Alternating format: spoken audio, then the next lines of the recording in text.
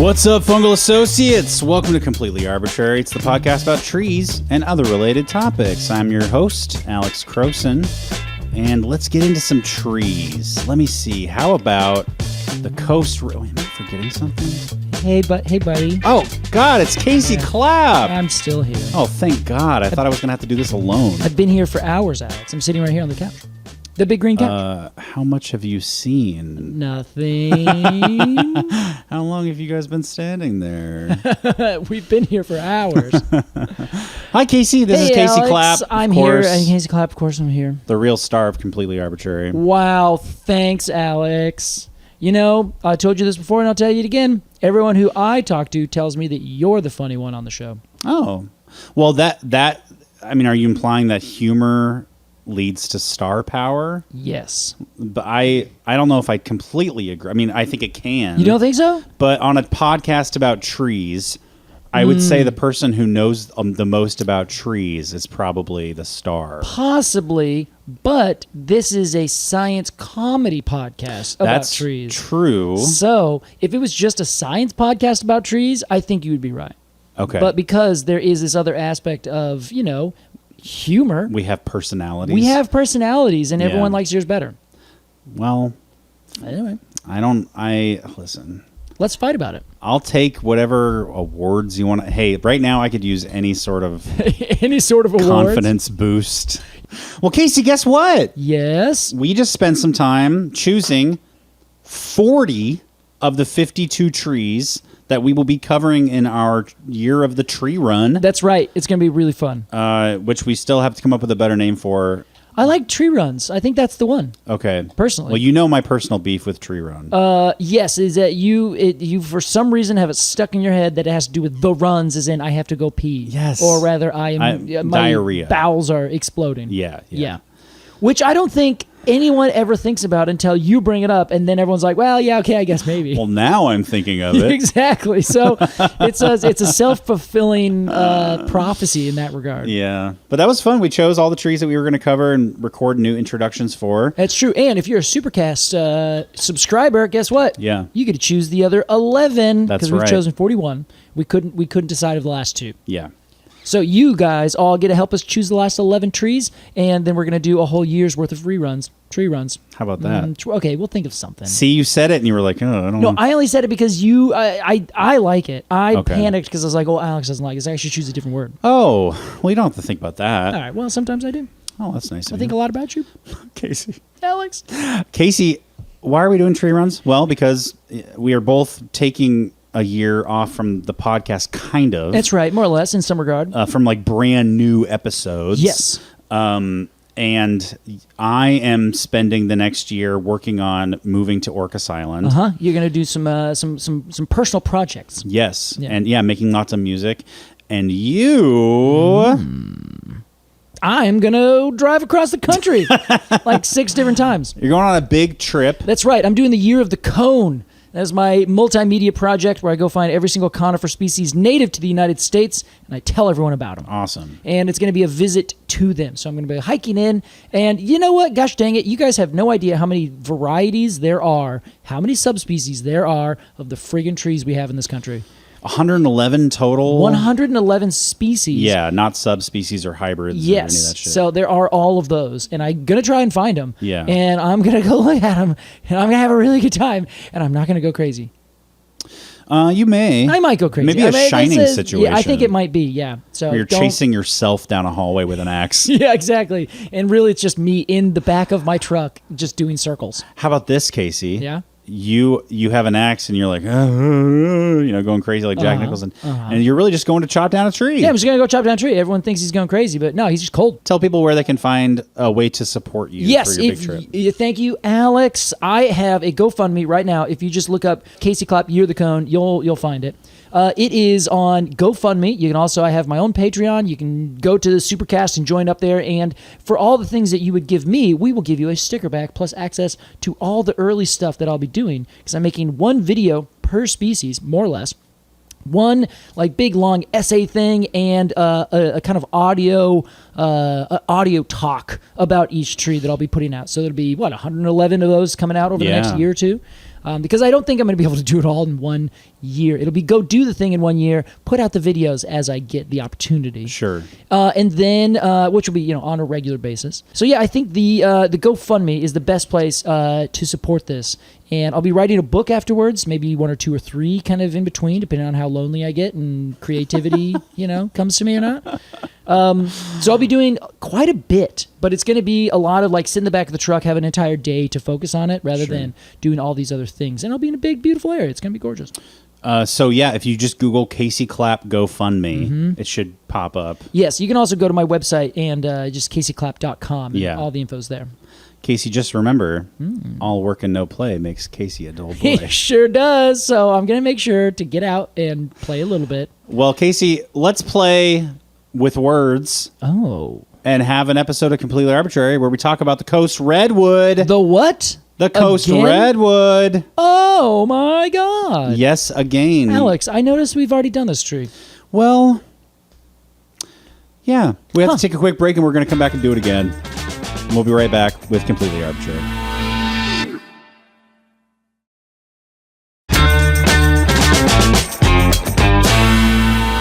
Welcome back to Completely Arbortrary. Today we're talking Coast Redwood numero dos. Now, Casey. Yes. This would be... Don't tell me. Okay. Sempervirens. Uh-huh. Means evergreen. Is one of those. Yes. One of the words. That is the second word. Okay, so the first word. Uh-huh. It is the common name of a very closely related species. Oh, which is Sequoia sempervirens. Yes, that is it. Thank you. Very well done. Very well done. Is this Coast Redwood? This is the Coast Redwood. And let's imagine that you and I are... How about we're just in Redwood National Park? Okay. And we come across, because they're everywhere. They are. Down there. Yes. Some redwoods. Let's ID this tree. All right. Again. Again. And then I will explain why we're doing it. Again. Yeah. So, it's a giant tree. It is the tree that you think of when you think of the redwoods.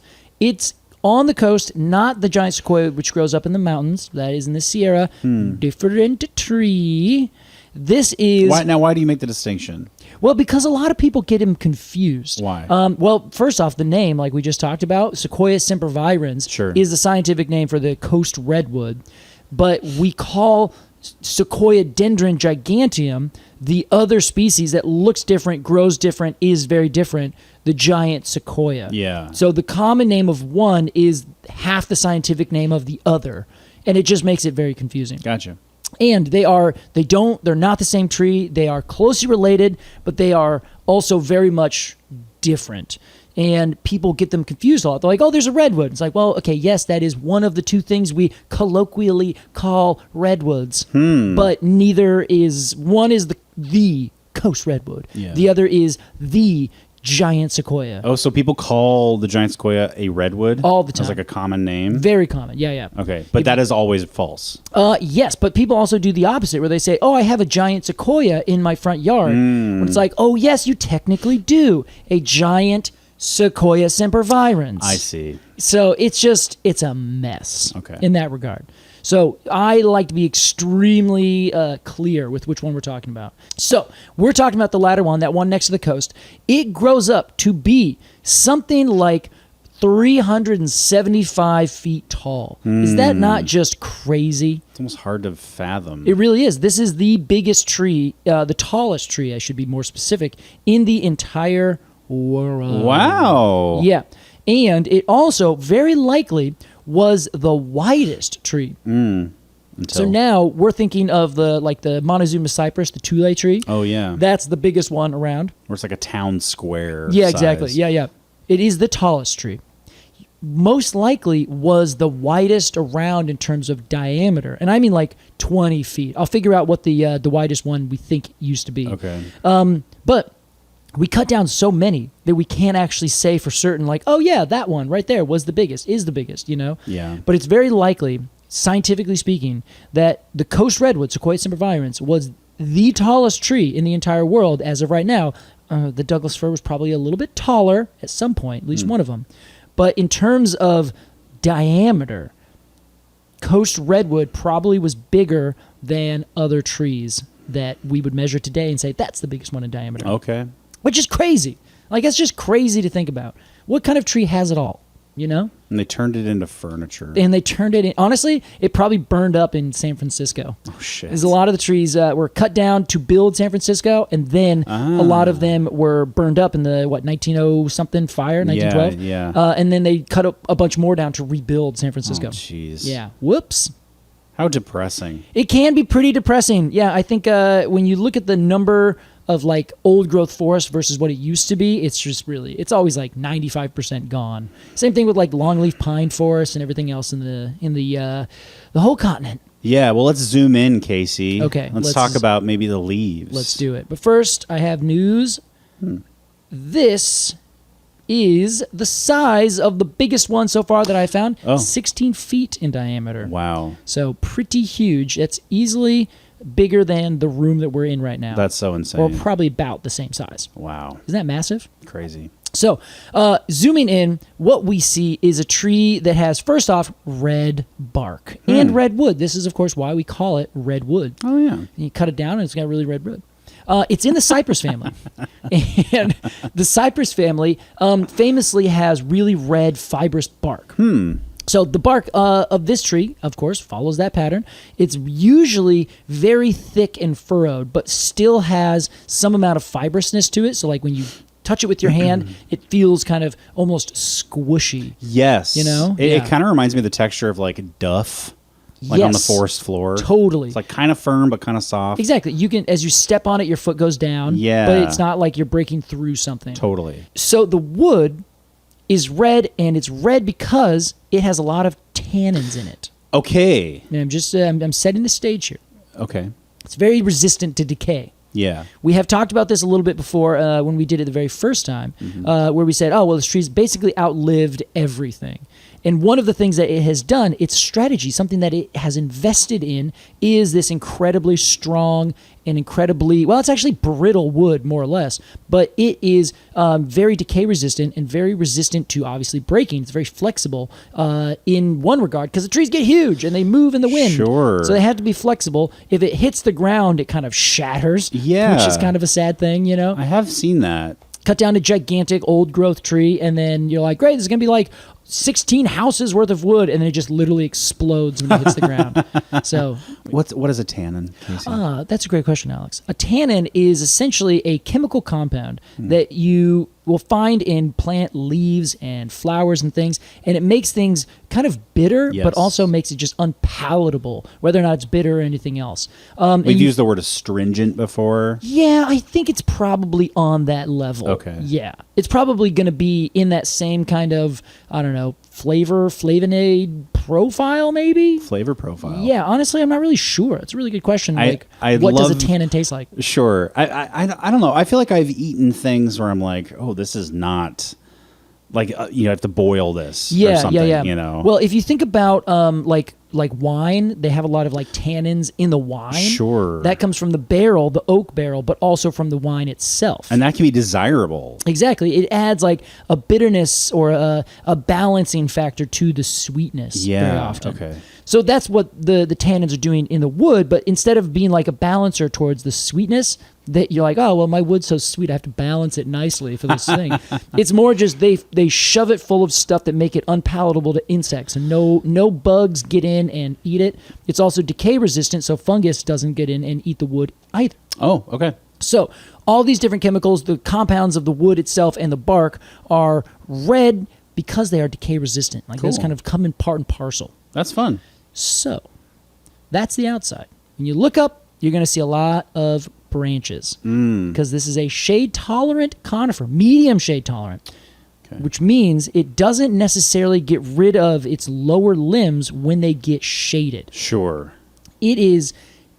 it's somewhere in the middle. So you can look at a tree and you can see, well, there's no branches for like 150 feet. Right. Then there's one big branch, and then there's, a whole canopy up above that. Yeah. But that's still like half the tree is still covered in leaves. Whereas Douglas fir, it is not like that at all. Once something gets shaded out lower down, it's gone. Yeah, you'll see these stems that are like crazy long with Totally. just smooth, nothing on them. Nothing on. And then a big bushel of I almost said furniture. What's the foliage? Yeah. It's kind of the furniture of trees. It really is. I agree. That's right. That's where I usually sit, stand, all that kind of stuff. Sure, it's squirrel furniture. It's squirrel furniture. Thank you, Alex. At the very top, that's like a little bushel brush. Exactly.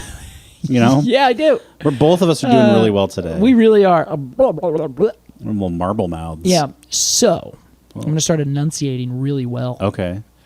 Alex.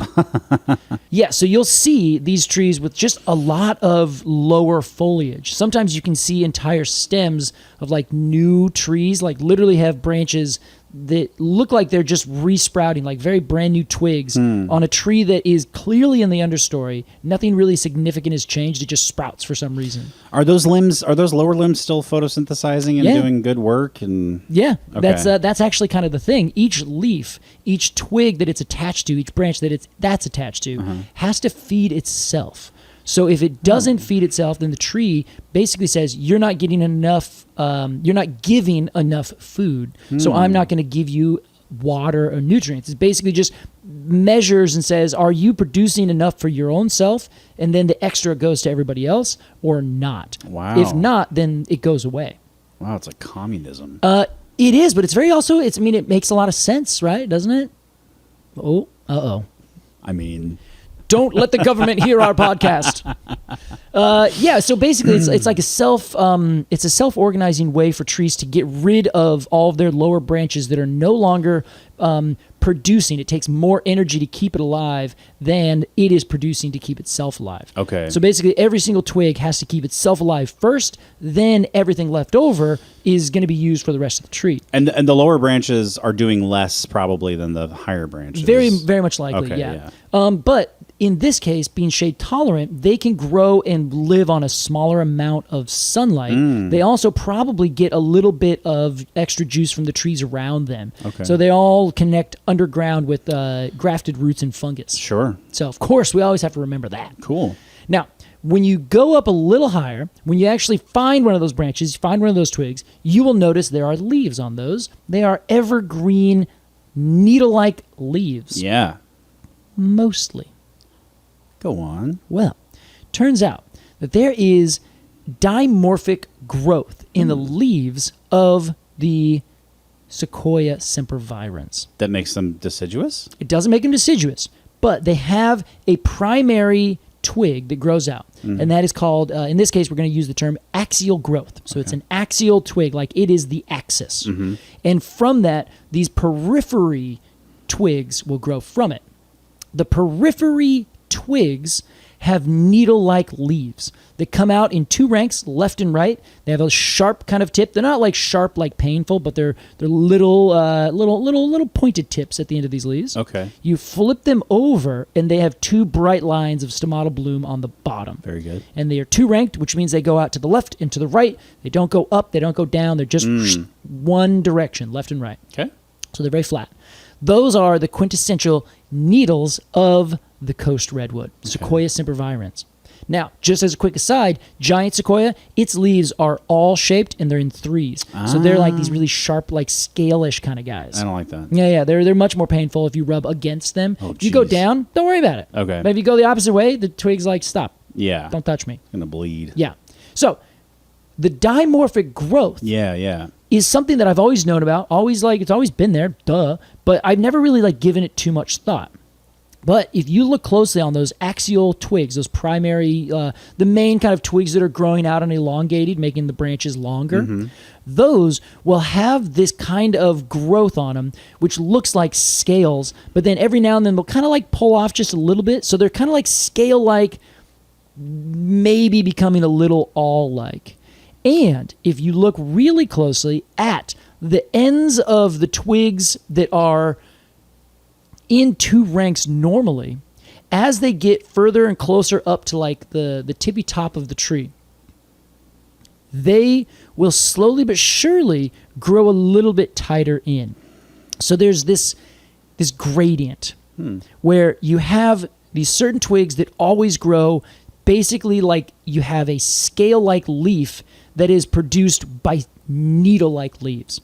So take those needle-like leaves, lay them down on the twig. That is the growth on those primary axial shoots.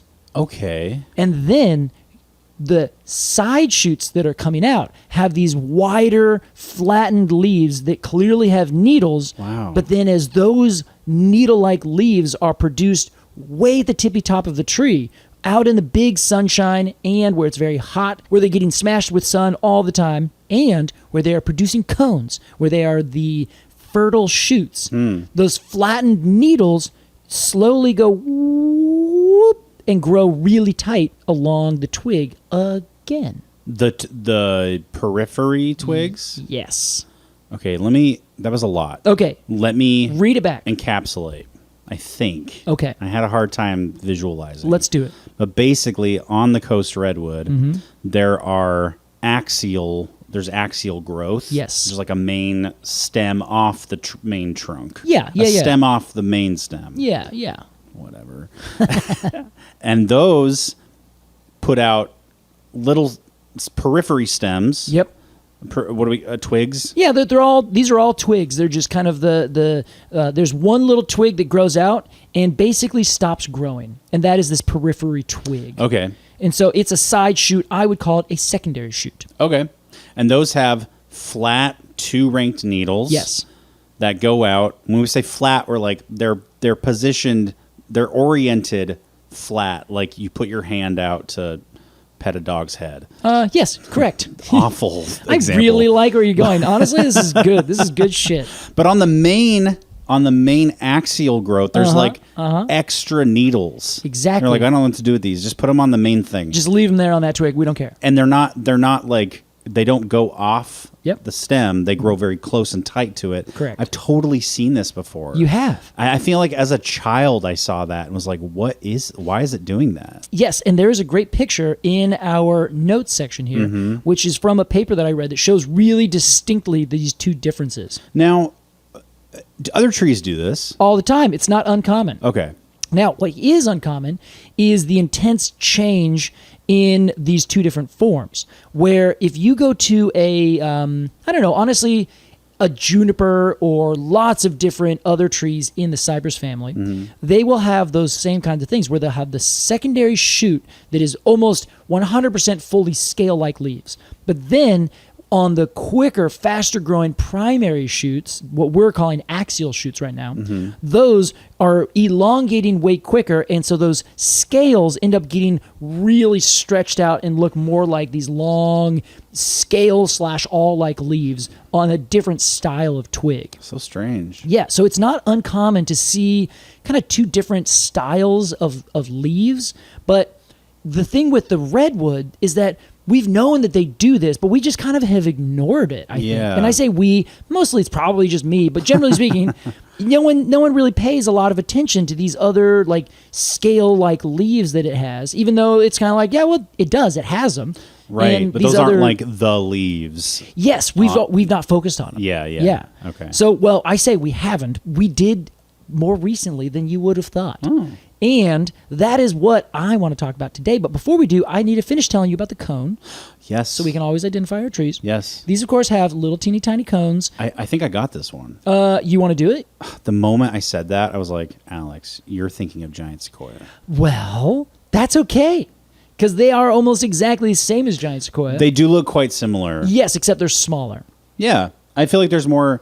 Maybe I'm looking at an opened up one. Yeah. But they're sort of peltate. They definitely are peltate, correct. And which means shield-like, so the cone scales don't overlap. They butt up next to each other. That's right. Hey, we just kind of switched roles there. Yeah, really well done. I use the term and you explained it. I explain what it is. I listen. They're really cute. That's all I got to say about them. They're brown and peltate. They're brown. They're peltate. Yeah, okay. But they're fine. not like circular. They're sort of long, like oblong. Yeah, I would say they're egg-shaped in every way. Egg-shaped. Yeah, ovate. Yes. So they're attached on the ends of these teeny tiny little shoots, and they are only about an inch long. If they are bigger than an inch in diameter or length, that's going to be a giant sequoia. Okay. Almost for certain. And they have really their scales kind of look like little lips, but really old wrinkly lips. Versus the giant sequoia, a little bit nicer, and the dawn redwood, beautiful, perfect lips. This is Oh, honey, let me give you a smooch. Sure. Those kind of lips. The grandma who has not taken care of her skin for the last 80 years. Yes, but has smoked cigarettes. So she's got that going for Yeah. her. Yeah, they kind of, the scales on this Coast Redwood cone have sort of the texture of like chopped walnuts. Yeah, totally. I don't know why I always think of they That's look beautiful. delicious. Yeah, that's perfect. That's a really good example. Break them up and spread them on a salad. Don't do it. You're break not my gonna, teeth. You're not gonna like that. It's just a woody salad. Yeah, so that's doesn't sound that that's great. those little guys. Yeah, and they're all around a central axis, but they usually have each scale's in a pair most of the time. But they also kind of spiral, so their pairs are kind of spirally arranged, which is really interesting. Well, let me ask you Got a about little bit of this. both. Yeah, go there's for like it. there's like weird like snake scales on the little. I know it's not called a peduncle, but Yeah, but it little yeah. petiole business. What It's is the that? that's that little shoot that is Yeah. growing next to it. That is the same needles that I was Okay. just talking I about. thought it might be. Those are the ones that are laying down. Yes. And in the photo, which this is from conifers.org, when you look at that photo in particular, it shows all the different kinds of leaves that we're talking about, where there are these scale-like, like somewhere between needle and scale-like, so they're very much like an all-looking leaf. They look exactly like a giant sequoia, but it's on a coast redwood, Yeah. and that is up on the fertile shoot that is most likely very high up in the canopy. So on the fertile shoots, on the shoots that are exposed way up high in the canopy, the leaves tend to go a little bit more scale-like. When they are down lower in the canopy, they tend to be a little bit more needle-like. Wild. So here's the thing that started to blow my mind is that these trees are not getting their water in the traditional way. And they are using their dimorphic leaves in particular ways to get water in a specialized way, Whoa. which is why they can survive where they do. Okay. Yes. Wait. I think I might know what. Okay. What do you want? I'm gonna let you say it. All I'll right, let you no, finish. you go for it. No, I Well, want to hear it. if I know this area of the world, I know that it's quite foggy. Sure is. You know, and what's fascinating about this Uh-huh. is that just this morning, we haven't had this forever. Just this morning, it was so foggy in Portland. It was a hugely foggy morning. I Like, loved it. It was so beautiful. It was gorgeous. Yeah. It's like a horror movie, but like a cool, magical one. You know, we different things come to us. You know that What did you think of? beautiful foggy day.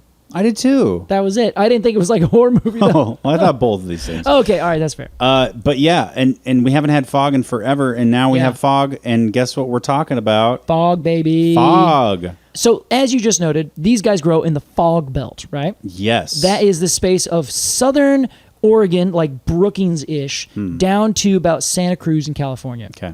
Right along the coast, very much not super far inland. That's where these trees grow. Now, that area is extremely known to be droughty during the summertime. Okay. That's what we get here in the West, except for the Southwest, where there's a lot more monsoonal rains that come up from the Gulf of Mexico. So you get like big thunderstorms and things roll through like Arizona and the Intermountain West and all these kinds of things. That doesn't happen on the coast. Okay. If it is east of the Cascades and the Sierra Nevada, that happens. If it's west of the Cascades and Sierra Nevada, our moisture comes almost exclusively from the Pacific Ocean. Yeah, I thought that would mean that there would be more moisture. Well, there is, but only during wintertime. Okay. So we get smashed with rain all winter. From like September through May, we are rainy and foggy, and we are constantly, not even foggy, I shouldn't say that. No, we are just rainy. Yeah. But it's a coastal rain, which means you have these big low-lying clouds that move over, and then they just like drop a consistent amount of moisture. But it's not like a big whoosh, a lot of water at once. Sure. It is just a very slow, there's a system that comes in and now it passes over. Once it gets to the east side of the Cascades, that is the rain shadow. And the Cascades, Sierra Nevada, all the same in this case, in terms of being this monolith kind of mountain range that causes this rain shadow on the east side. Meaning that there's less water over there. Correct. Okay. Yes. So, generally speaking, once you get to the other side of our mountains here, they become, it's just a dry area. You get all the deserts that anyone would ever know about. That happens first on the east side of the Cascades in Sierra Nevada, and then another time on the east side of the Rockies. Okay. That creates the Great Plains and all this. Yeah. So, our trees during the wintertime are getting inundated with water. Just so much water all the time. They're just having a great time. Cool. It's also not very cold. So these are evergreen trees that grow to be the tallest of all the species in the entire world because they are constantly growing in a rainforest, getting inundated with water.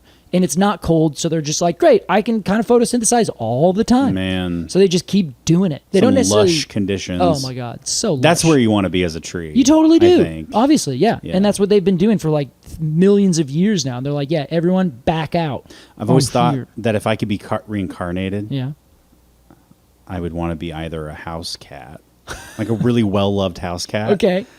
And now I'm thinking, man, You want to be a Coast Redwood. maybe Coast Redwood. Be the tallest, biggest thing on Earth. Yeah, which also, you'll never die. Just, keep that in mind. Oh, yeah, we didn't talk about lifespan, did we? No, but they live for thousands and thousands of years. This is probably, it's in the top 5 or 10. I can look this up. But it's one of the topmost living trees ever, like well over 2,500 years. Well, now imagine being reincarnated as a Coast Redwood, and you were like, fuck, I meant giant sequoia. Now I have to live for You made that botanical 4,000 mistake. years. Oh, my God. Like an idiot. Yeah, well, don't worry. I think the sequoias live longer than the Coast Redwoods. Oh, okay. But here's the thing. Every cloud. We can talk about that all day and really get into it. But the question is, when did the seed germinate that created the first, little tree? Because then that first little tree might get cut down, might get burned up, might whatever, and then resprout from the roots. So each individual stem lives for thousands of years. Yeah. But the original growth, like the very first seedling, might actually have been thousands upon thousands of years older. Wow. Because it grows up, lives as a single stem for a long time. Fire comes through, kills that stem, and then it resprouts from the roots, and then that whole thing starts again. Very much Pando-like. And still the same tree. Technically speaking. Okay. But again, this is why we have to wonder, what is a tree and how do we measure what it is? Oh, wow. Well, today let's just stick to it's very rainy. It's very rainy. And then it's not. Yes. So back, go listen to the other episode, because in that episode, we talk a lot about all the fun things that this Coast Redwood does, which is why I think it's the best perfect tree in the entire world. Wow. You just can't kill it for all these other fun reasons. Now, because it's growing in this foggy area, in the wintertime, it gets covered. Now, because it's growing in this rainforest area, it is inundated with water during the wintertime. Yeah. Loves it. Everyone does. Amazing. Reincarnate it. Perfect. During the summertime, though, what do we get? Not water. He's right. In the summertime, in this same area, in the wintertime, absolutely is hammered by just coastal rain. Yeah. Starting in about late May, June, July, Yeah. we get no rain for like 3 months. Yeah. That includes out on the coast. Okay. So how do these trees that require such a huge amount of water, who are adapted to that much water, how do they survive? Good question, Casey. Well, it turns out, Alex, it's the fog. Because the fog continues. Uh-huh. The fog continues. Put that on a flag. Yeah, the fog continues. Yeah, that should be when we seed from the nation with Yes. California, obviously. Yeah. Then I think that's going to be what it needs to be. That's perfect. Yeah, and then if you come, we're going to seed some fog, so it's like smoke everywhere. You'll never know where we're at. Cool. And then that's how we're going to win the war. That's really that's fun. Yeah, that's fun. That's like using the landscape to our advantage. Exactly. Who would do that? How real wars are fought. So the fog remains all through the summer. The fog remains. Exactly. Okay. Now, we used to think, okay, obviously these trees are growing in the fog belt. Wonderful. Good for it. It's probably that the fog is condensing on the leaves, and then it drips down to the forest floor. Okay. So that's how we initially kind of thought, yeah, okay, they grow where the fog is. The fog feeds the soil. Roots take up the water from the soil to the rest of the tree. Also, a fog is just kind of like a cloud. It is. It's basically a cloud, yeah. Okay. And the way that it kind of will give out water is that it's not necessarily, the dew point isn't low enough that it's going to drop from the sky or the pressure or whatever those meteorological things that make that happen. Yeah. But as soon as it kind of rolls over and there is something for it to kind of coalesce on, that is when you start getting dewdrops and fog kind of depositing water on the landscape and the plants that are around it. It turns out, though, that is a little too passé, maybe, says the trees. Old science. Not necessarily old science. It still happens. No. But it turns out that the coast redwood and many other trees, but the coast redwood in particular, is not just hoping that enough water will land on the ground that it can survive to be the biggest, tallest, oldest tree in the world. Right. Turns out, when you're a tree like that, you don't take chances. Totally. You don't just sit there and say, yeah, I hope that this works out. You take the world and you master it. There's some 4D chess going on. There is. So this tree is far, far more in control than we ever thought. And one of the things that it turns out it is doing has everything to do with those two funny little leaves that we've been talking about. We spent so much time explaining that the leaves that are more scale-like, they are heavily involved with what's called foliar uptake. Foliar uptake? Yes. Okay. Foliar uptake. Now, I think we could probably more specifically say foliar water uptake. Okay. Now, let me quickly define that for you because I know that you're so interesting. Foliars leave. Yes, uptake is of water. It is the absorption of water through the leaves as those water droplets coalesce on the leaves, as they kind of appear like dew on the leaves from the fog. Yeah. Then the plant absorbs that through a potential gradient. So essentially, there's more water outside than there is inside. So then it goes and it levels itself out. It's like osmosis. Exactly. So the tree osmoses water from the leaves, from the outside air fog, into the body of the leaf in the tree itself. Wow. Do all leaves do this? Not all leaves. In fact, some leaves particularly don't want to do that. Hashtag not all leaves. Not all leaves. Get off my back. Yes. Okay. Yes. So other leaves, Alex, will actually do the exact opposite. Like they will put a huge amount of waxy covering over the leaf to basically get water to move off. Get out of here. Stop.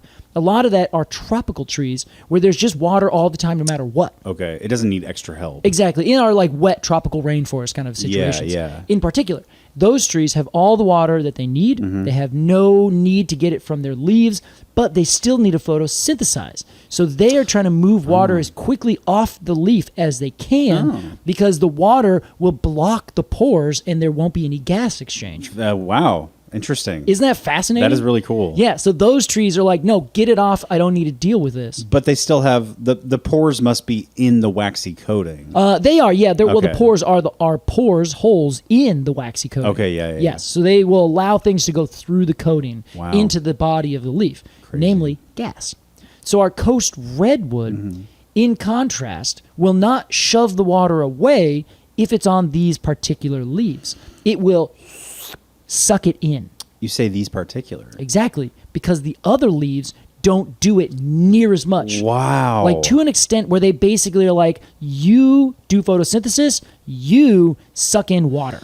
That's crazy. So these are like leaves that they're kind of like repurposing. Yes. A little bit. Like exactly. We have all these leaves, but we can't use them to photosynthesize. Don't throw them away. Yeah. They can absorb water just fine. Let's like change their entire physiology and make them do something completely different. That's fucking awesome. Yeah. In fact, they have measured with these trees that they will completely reverse the flow of water in this droughty season when there's a lot of fog. So when the water is all up in the air, the leaves will start to pull it in, and instead of having water come from the ground through the stem to the leaves, it goes from the air through the leaves, through the stem into the ground. Whoa. Now, does it travel all that far? I don't necessarily know. That you have a little molecule of water that goes 375 feet from the air down into the ground. Sure. I don't know that for sure. Yeah, who could? Yes, I think there are some scientists who could probably figure this out. You'd have to put a tag on that molecule's ear. Exactly, and they've done that. They pin them with a certain radioactive carbon. Wow. So that they can say, yes, we have made this carbon, this water, this one has a certain marker literally on its ear. Whoa. And then whoop, you can follow it and test it and see if they can find that same one. That's creepy. It's great. Can we even call these things leaves? I think we can. Do they photosynthesize? They do. They do photosynthesize. Okay. I wasn't sure if they didn't at all. Yeah. Then I would be like, no, these are not leaves. These are modified leaves. They're modified leaves. Yeah. This is, in fact, what happens. Okay. And they are still leaves. They will still photosynthesize. They still do the normal leaf stuff. Well, why not just make those everywhere? That's a great question. Why even bother with the other kinds of leaves? Well, I think that it probably comes down to having a little bit more specialization, where these leaves are really good at photosynthesizing, and we're going to make you do that all the time. Okay. Whereas the other leaves are better at taking up the water, so they've specialized into doing these two tasks. Okay. So they both do them very well, rather than doing both of them kind of, mediocre kind of But they thing. still do the other one. Yeah.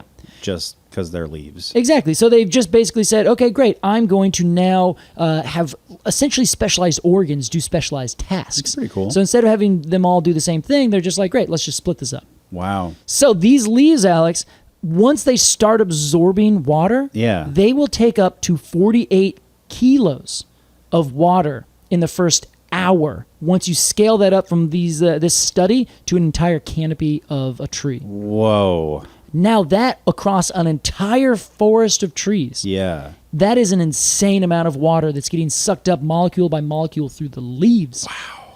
Isn't that crazy? That's amazing. Yeah. This tree really took charge of its destiny, I feel like. Yes, 100%. Alex, here's the next thing. This is the thing that really started getting my juices flowing on this. So, this tree lives for a really long time. It's semi-shade tolerant, so it keeps a lot of leaves further down into the canopy.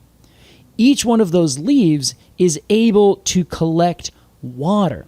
So the tree developing all of these different traits, if we remember that all these traits developed together, then we all of a sudden start to put together a picture of a tree that is mastered everything you can possibly think of. Yeah.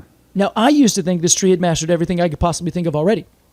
So I'm like, okay, what else can this tree do that's more perfect? It's just going to keep impressing you. It's just going to keep impressing me. So it has the ability to suck in over its entire canopy 48 kilos of water. Take that and do that every single day. It is like I can live forever. I am not going to lose all of these leaves further down in my canopy, because if they are making a smaller amount of photosynthesis, okay, but they're also water harvesters. So they will not reduce their shoots below, because even if they aren't producing a lot of sugars, they are still connected to the piping system and they're taking in water. Can you say that one more time? So all these lower leaves in this whole giant canopy, they are also sucking in water. Because they aren't necessarily getting a ton of air, sun. Exactly, yeah. So they're shade tolerant, so they may not be producing as much CO2. So they may not be producing as much sugar as you'd expect. So a Douglas fir would be like, I don't need you, go away. Right. It would lose those leaves. But it seems like maybe the Coast Redwood is like, well, my leaves do kind of two different things. So even if it's not giving me all the sugars that I want from photosynthesis, it's giving me a little bit, but it's giving me a lot of water. Wow. It is helping to harvest the water from the atmosphere. Wow. So the fact that it has more leaves could be multiple different things, not just give me more sunlight, more sugars. Yeah. That's fucking crazy. This is a tree that is building itself with multiple objectives in mind, potentially.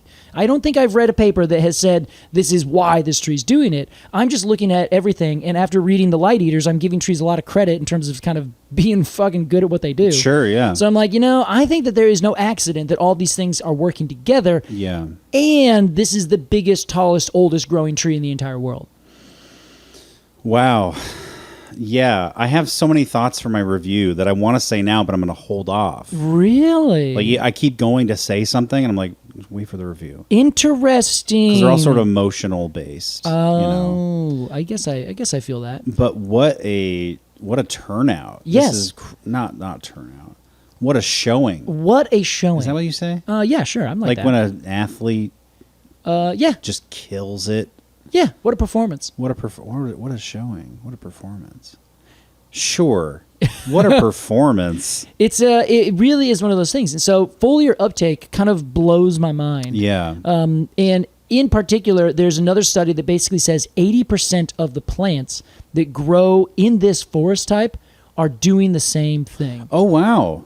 So every plant is also doing foliar uptake because they're like, yeah, that's how we get water around here. That's how you do it in the foglands. Exactly. But this is the only species I know of that has dimorphic leaf growth and has a particular leaf that is adapted for that purpose explicitly. That's wild. That's crazy. Casey, we got to give a review. Let's do it. I'm stoked to see what happens. If I recall, last time you gave it a perfect 10. I did. So we'll see if your thoughts have changed. Okay. But a reminder, we still only do just go up to 10. Oh. But I have an exciting idea. Oh. But I'll show you that idea after a quick break. We'll be right back with Coast Redwood here on Completely Arbitrary.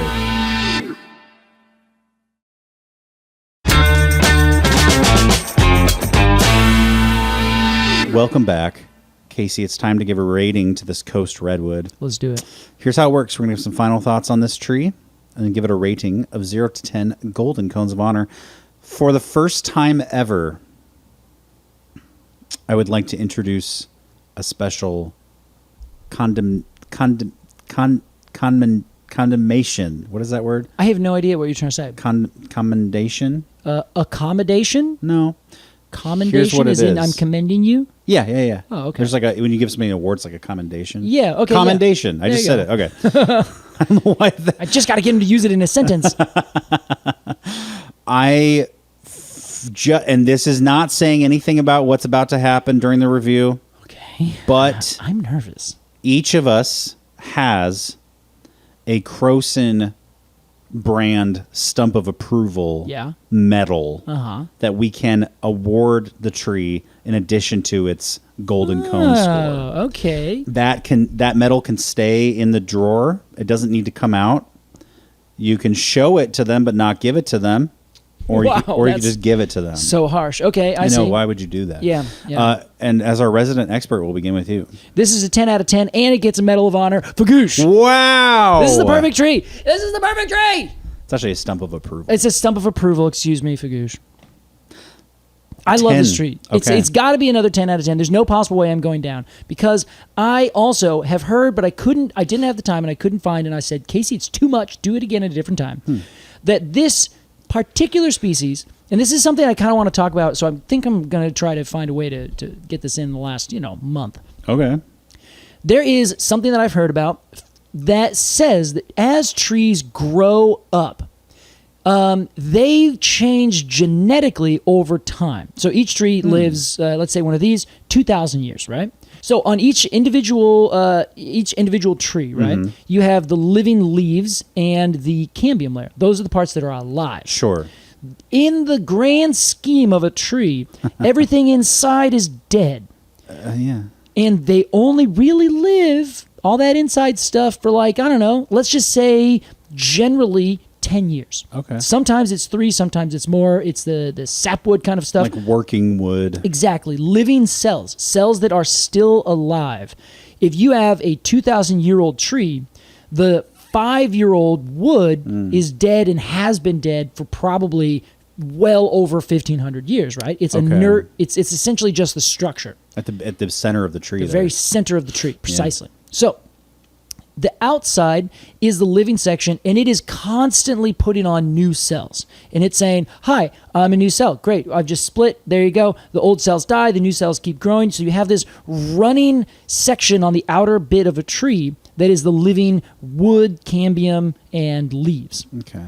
That is only 3 years old, 5 years old, 10 years old. The oldest needles to be kept are on the bristlecone pines, and those could be like 22, I think up to 50 years in one case or something. But generally, it's like 22 years. And so if you look at a tree like the coast redwood, the outer section of the wood is alive. The inner section is not. So you have only the most recent, I'm just going to do a complete 20 years of actual living stuff. 21 and older, all dead. Okay. So every 21 years, it's an entirely new section of things. Everything's brand new. So all of that cellular, what am I looking for? Mitosis. When the cells or meiosis, doesn't matter. Every time the cells split and become a new cell, and like you start to have the new physiological growth, that is a moment where there could be some amount of mutation. When there's some amount of mutation, you can actually get genetic changes happening over time. Because it's not like you and me where we are physically one thing, we're living here, all of our cells are kind of like rebuilding themselves, but then at some point we straight up die. Yeah. We don't grow a new layer of skin, so all of our old stuff dies and all of our new stuff is new. Trees, everything is always new all the time. So a living tree that's 2,000 years old is really only actually a living shell of 20 over an old shell of 1,800. Totally, yeah. So all this to say, Alex, if the coast redwood is living for over 2,500 years. It's constantly rebuilding itself, and all of those genetic bits are essentially just replicating and then redoing. They could be having little teeny tiny bits of mutations that make them, what I read, basically more adapted to their environment over time. So as the environment of a coast redwood changes over 2,000 years, it's slowly adapting the living sections of the tree, which would be different than the sections that grew 1,500 years prior. Right.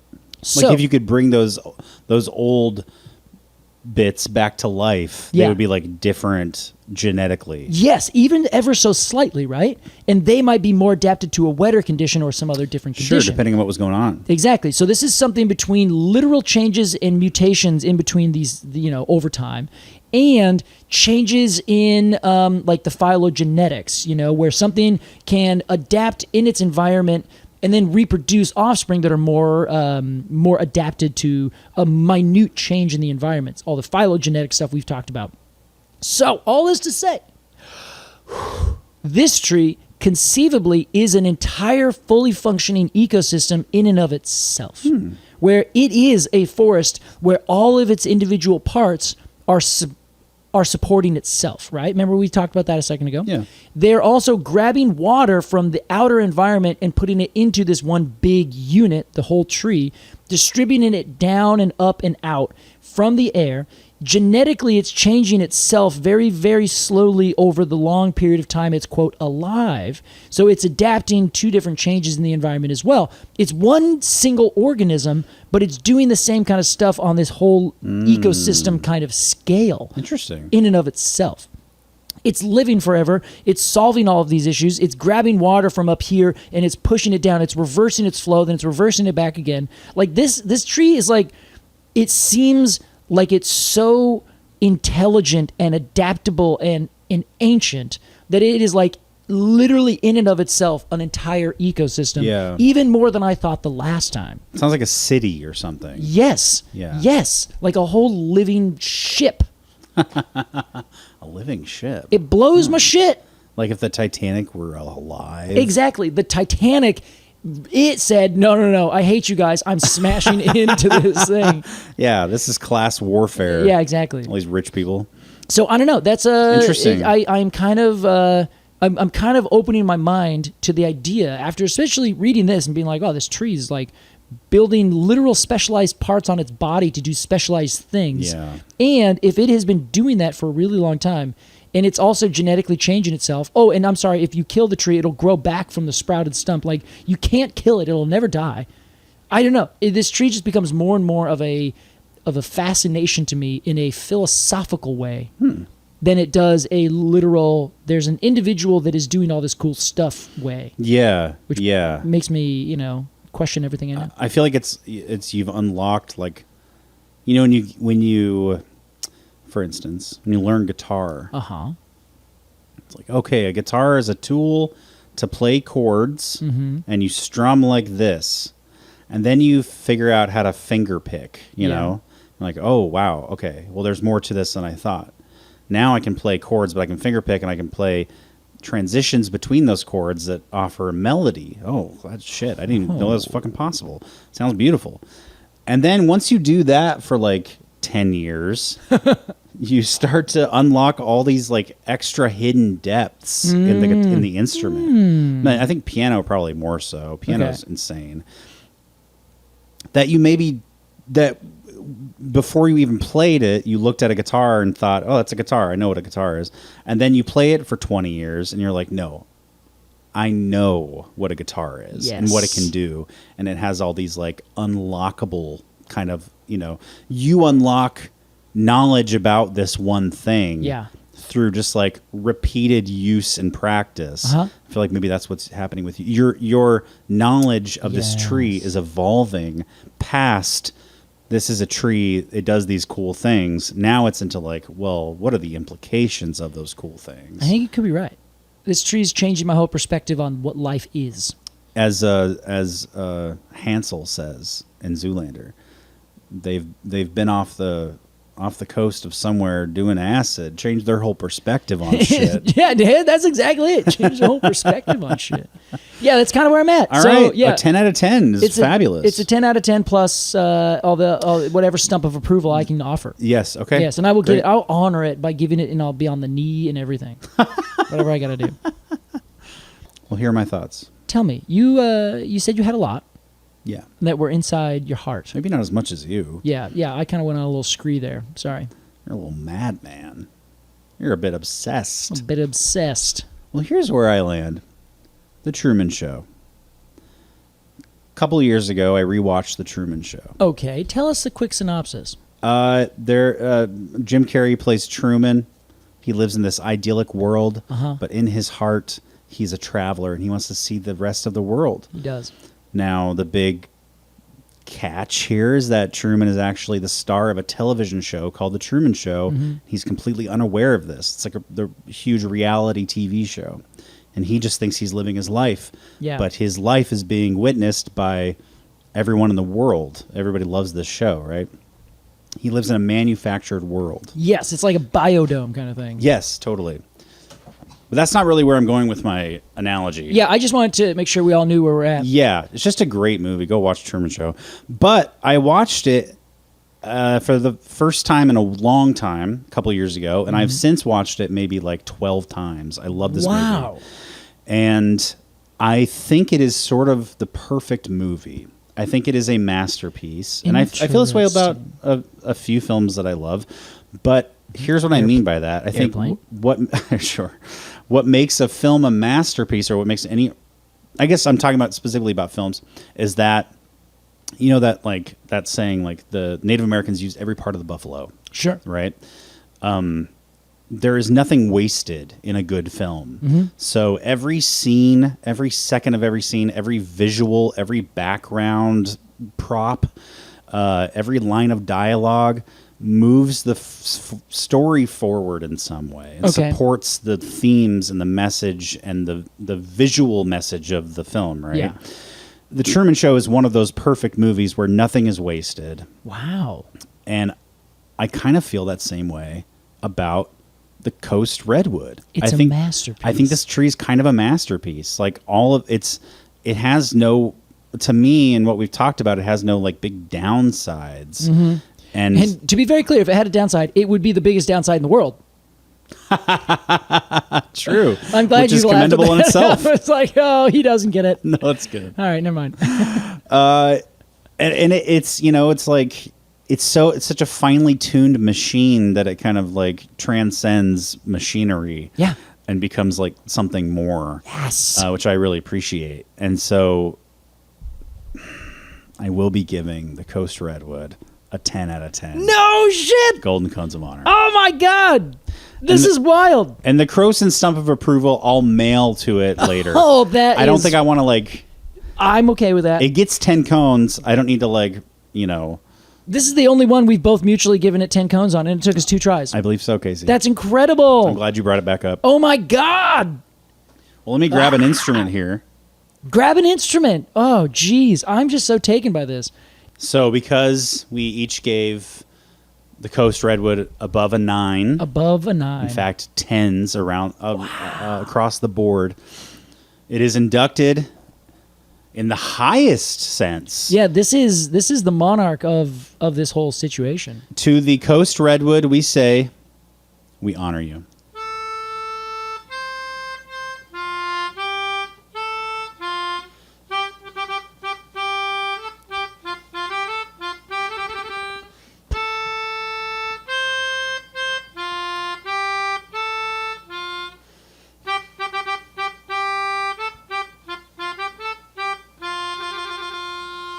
I'm so happy with this. Congratulations, Coast Redwood. Congratulations! You really did it. Incredible. It's time for our completely arbitrary AMA. We have a brand new function on our Supercast. Oh, that's right. Called Community. And on Community, you can make threads.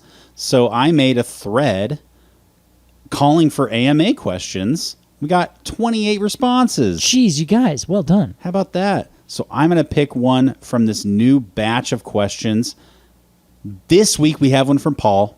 Hi, Paul. Paul says, thank you so much for making my favorite podcast. Oh, Paul. get out of here, Paul. Come on. He's trying to butter us up. I can't wait to see what you guys do in the next year. My question is about terminal tree buds. Okay, I'm ready. I see some tree books talk about true and false terminal buds. Don't fully understand the explanations. Can you dumb it down for me? Thanks, Paul. I will not dumb it down for you, for you are smart and intelligent. Why don't you smart it up for Paul? I'm gonna smart it up for you. So the long and the short of it is this: there is a physiological thing that terminates the end of a growing tip of a new twig that's coming out. Take an ash tree, for example. It grows out and it puts on lateral buds, which are called axillary buds, where there's ever a leaf. So a leaf and a bud, part and parcel. If there is a bud, there is a leaf. If there is a leaf, there is a bud. Alex is thinking. He thinks. Got it. Nice. Because they're kind of one under the other. Exactly. There's always going to be a leaf, the petiole, and then in the axil, which is the space basically between the twig and the petiole of the leaf, boop, right there, that's the bud. And that bud creates a new branch? Yes, it'll be a new branch or a new leaf or a new fruit or something for next year. There's all kinds of buds. Yes, most of the time it's a new vegetative shoot with all sorts of stuff in it. Okay. So those little guys on the side are lateral buds. The twig continues to grow and elongate forward.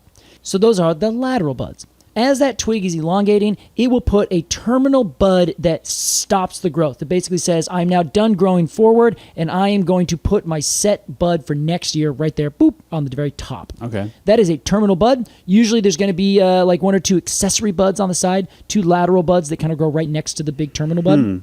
So go look up an ash tree. That is the perfect example. And it has like a little deer hoof looking thing. Yeah, exactly. Yeah, I have seen this. Yes, I know what this is. So those big leaf maple also does this. A lot of maples do it, and they have that one very obvious, very clearly defined center. Boom! I'm done. It's like putting a little thimble on the top of the growth. It's a little cap. Okay. That is a terminal bud. Now, a pseudo-terminal bud is when the tree doesn't actually have a terminal stopping point. It is what we call, what is it, in tomatoes and things? Indeterminate. It has an indeterminate twig. This is when you have a twig that grows out, and it puts on a lateral bud on the left, then it grows a little further, puts a lateral bud on the right, it grows a little further, puts a lateral bud on the left, etc., etc., keeps going, and then at some point, it gets to a spot where it is either too hot, it is too cold, something happens where it essentially doesn't put out another side bud, and then the twig dies back to the last lateral bud. Interesting. So the beech is the best example of this, where it's going to continually grow and put out a new bud left and right, left and right, left and right, until conditions, for whatever reason, are such that it says, done. And it's just like, there's a couple inches back, let's just die back to that. Exactly. And have that be the end. Exactly. So that we don't end in the middle of a twig. Correct. Okay. So it's not a real bud.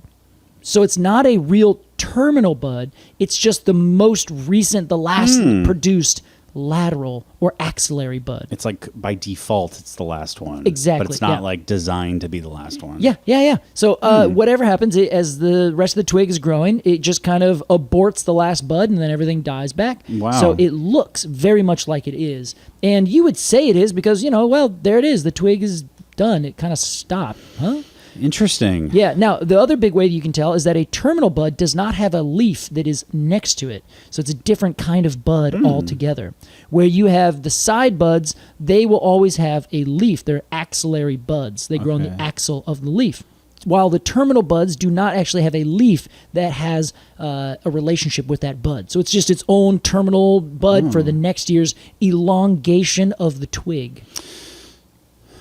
That make sense? I think so. So when it Nice. with false buds, with false terminal buds, Yep. and it dies back, that bud is not going to be centered on the tip. No. It's going to be off to the side. Exactly. Yeah, So that's yeah. another way. A false terminal bud will be like kiltered off to the Yeah, side. exactly. Yeah. But a real terminal bud will be in the center. Correct. It'll be Okay. in the center, and usually, like I said, there's going to be two little accessory buds right on either Sure, side. sure. Very often. Okay, cool. But yeah, there you go. That's the big difference. And honestly, now that I think about it, I think most trees. I don't want to say this with 100% confidence, but generally speaking, I think most trees just have pseudo-terminal buds. They don't actually have a actual real terminal. Really? Yeah, I think for the most part. I'm trying Okay. to think back. A lot of maples have terminal buds. Ashes have terminal buds. A bunch of other ones surely do that I just can't think of off the top of my head. You mean true terminal buds? Yes, true terminal buds. Okay, as Because- opposed to Paul's term false terminal buds. Yes, false, pseudo, same thing. Okay, yeah. Yeah, where they are just the most recent bud, or that's just where it stopped producing axillary buds, but it didn't actually put a little cap on the top of the twig. Sure. It kind of makes sense to me to do false buds. Mm-hmm. It's like a push your luck board game. Yeah, totally. You're like, I'll roll one more time. Oh, I busted. I have to go back to this one. You know? Exactly. Or like Who Wants to Be a Millionaire?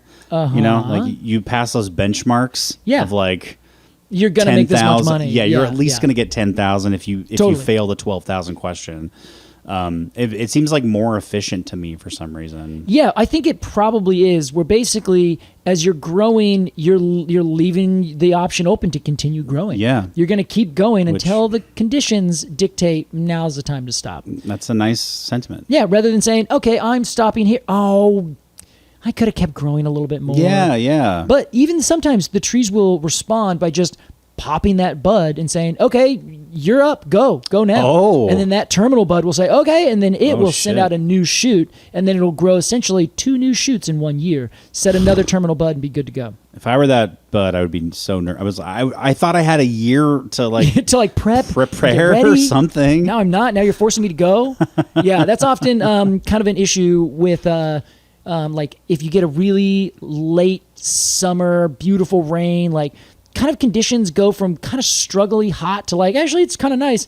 I'm going to grow one more time on this nice late fall or late summer, early fall day where everything feels really nice. But then, you get this intense frost that happens after that. Right. So Interesting. it is a dicey move, but definitely trees do it. Well, thanks for the question, Paul. A great Yeah, one. That's a good one. And if you've got a question for us on the podcast here, we only have a few left. We only have a few left. But I think we'll probably figure out a way over the next year to answer questions. Yeah, I think we will. I think we'll be able to do Who knows what that'll look like. But become a Treemium member at arbortrarypod.supercast.com. That's ARBORTRARY pod.supercast.com. And there you can get ad-free listening. You can get merch store discounts. You can get early access to pieces of merch. You can ask questions on the podcast like this. And I think most importantly, whatever that word means, is the Cone Club. Yeah. You join the Cone Club. It's the best. You pay a monthly fee, and you get all of that stuff, plus stickers sent to you every month in your actual mailbox. That's right. And what do we have this time, eh? This month, or rather next month, we're sending out the White Bark Pine That's right. by Zoe Keller. It's awesome. Yeah, it's really beautiful. This month? What is it? We're sending out the pawpaw. That's right. The pawpaw is going to be sent out here in just a couple days. Yeah. How exciting. I'm very excited. So if you want monthly botanical stickers by exciting, cool artists doing amazing things, become a Treemium member. arbitrarypod.supercast.com and join that cone club. Casey, Clapp. Alex Crowson, thanks for letting me wax poetic today. You're welcome, my friend. Yeah, I'll write an essay about it and send it over to you. Yeah, what am I going to do with that? Read it. Okay. Thanks, buddy. No problem. Can I send you an essay about the Truman Show? Yes. Okay. Yes. I would honestly... Why have you not already? I'm not an essayist. Try it. You're really good at writing. You have good thoughts. Your brain is good. I make music instead. Oh, well... Don't you know A this? musical essay? Are you writing a rock opera? Here's my conclusion. All right, thanks for listening to Completely Arbitrary, everybody. We'll see you next time. Bye. See you guys.